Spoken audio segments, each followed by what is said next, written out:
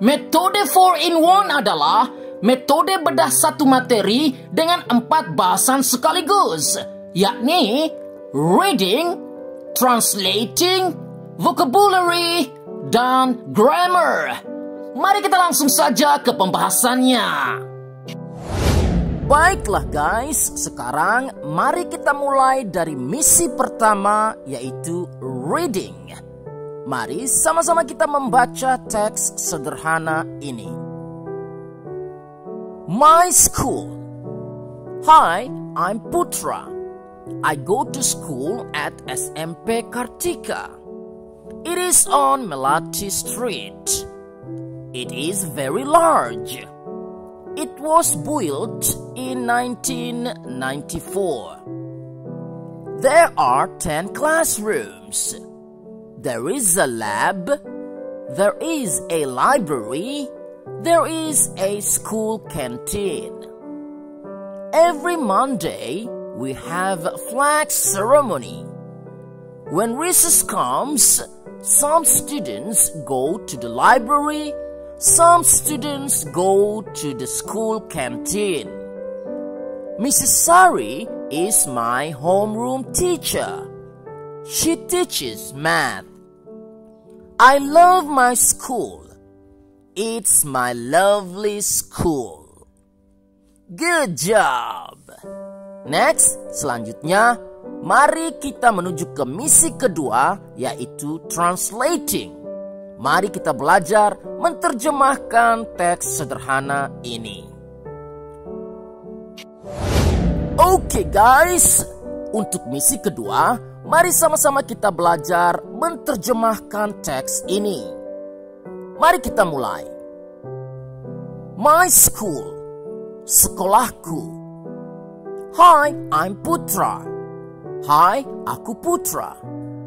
I go to school at SMP Kartika. Aku sekolah di SMP Kartika. It is on Melati Street.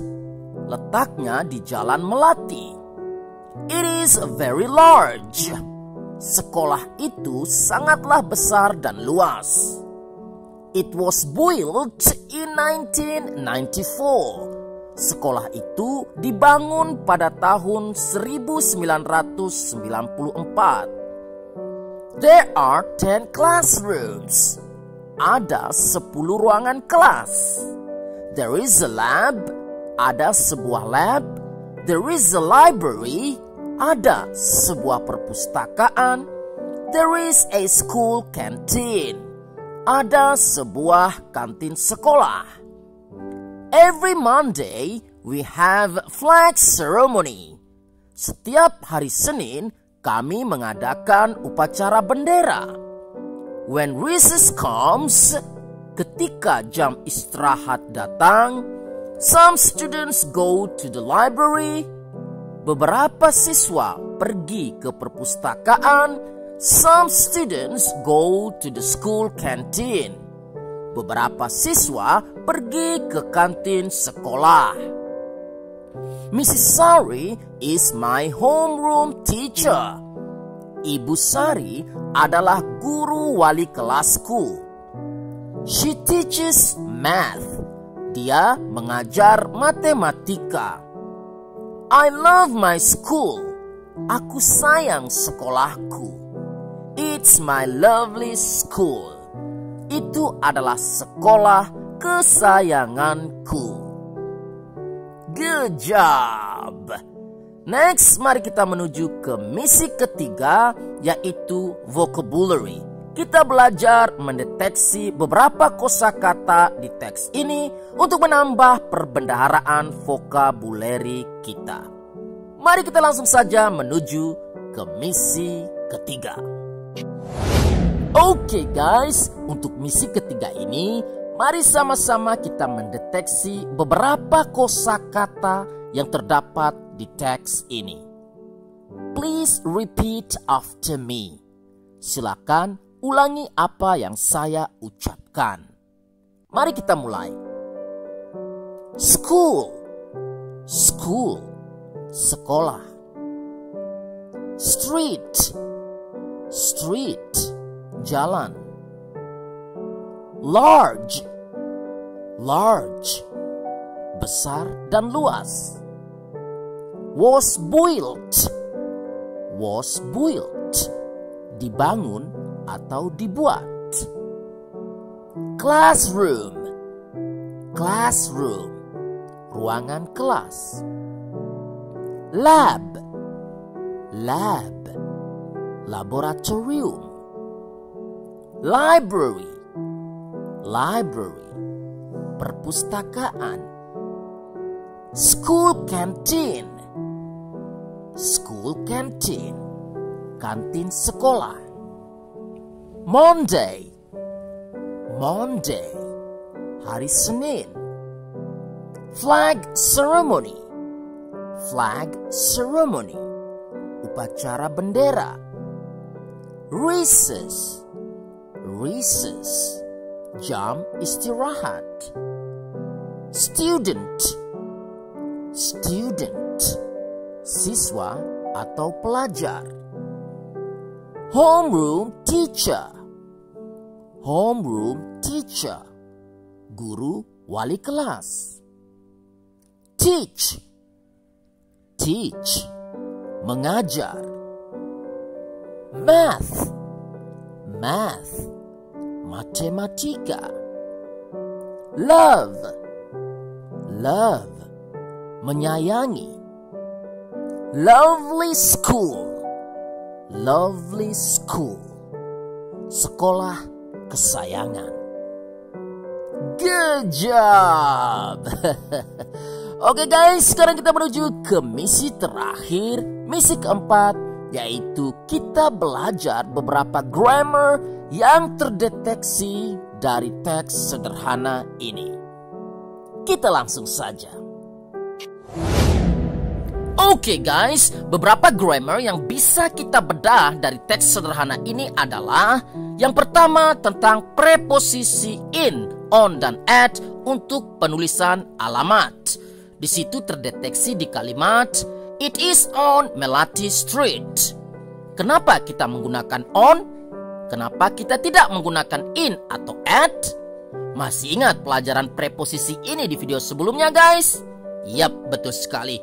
Kita akan menggunakan on seperti di kalimat itu apabila hanya menerangkan nama jalan. Nama jalan. Sementara kita menggunakan in apabila hanya nama tempat.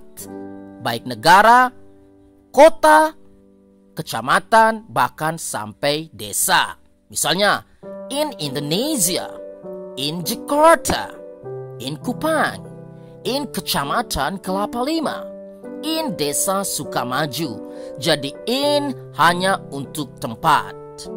On seperti di kalimat itu saya jelaskan kembali untuk nama jalan.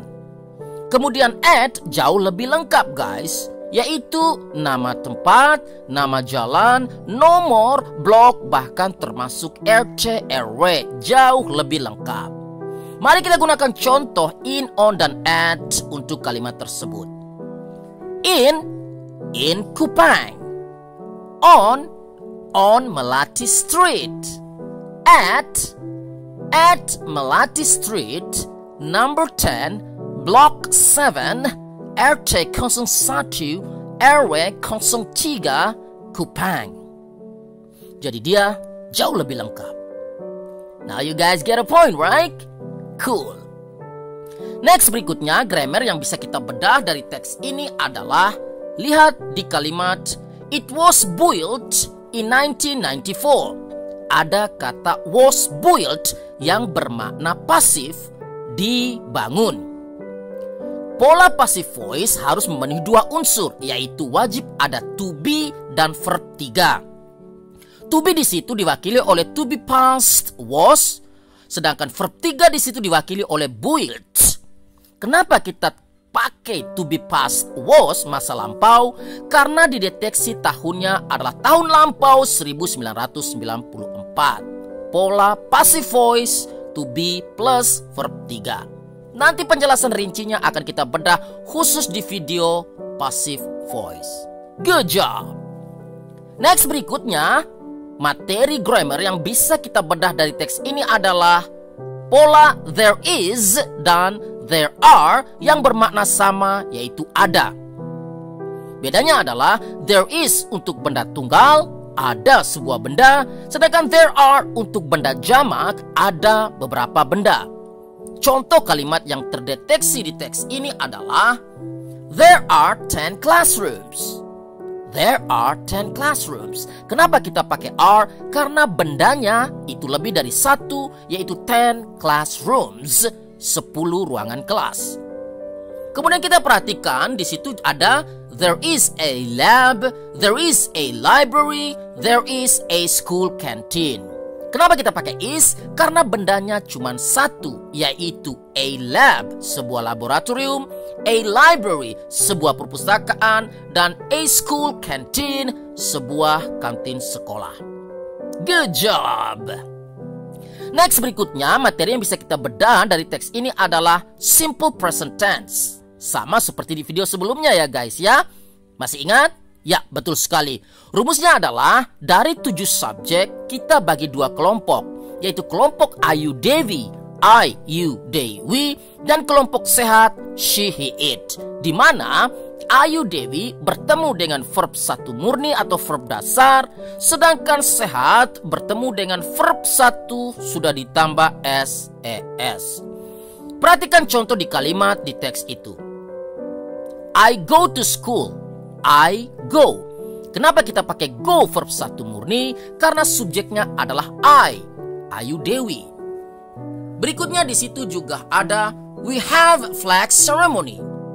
We have. Kenapa kita pakai have verb dasar? Karena subjeknya adalah we, masuk kelompok Ayu Dewi. Kemudian paling bawah di situ terlihat I love my school. Kenapa kita pakai love kata dasar? Karena subjeknya adalah I, Ayu Dewi. Nah, ini yang menarik guys. Di situ juga ada some students go. Some students go. Kenapa kita pakai go verb dasar? Karena subjeknya adalah some students. Perhatikan, some students. Studentsnya ada huruf S. Berarti lebih dari satu pelajar, bermakna mereka atau they. They masuk kelompok Ayu Dewi, ketemu go verb satu murni. Berikutnya adalah di situ ada kalimat she teaches math. Kenapa kita pakai teaches? Di mana teach kata dasar harus ditambah s? Karena terdeteksi subjeknya adalah she. Dia perempuan. Dan she masuk kelompok sehat. Good job! Now you guys get a point, right? Beberapa grammar sudah sukses kita bedah hanya dari teks sederhana ini. Semoga bermanfaat.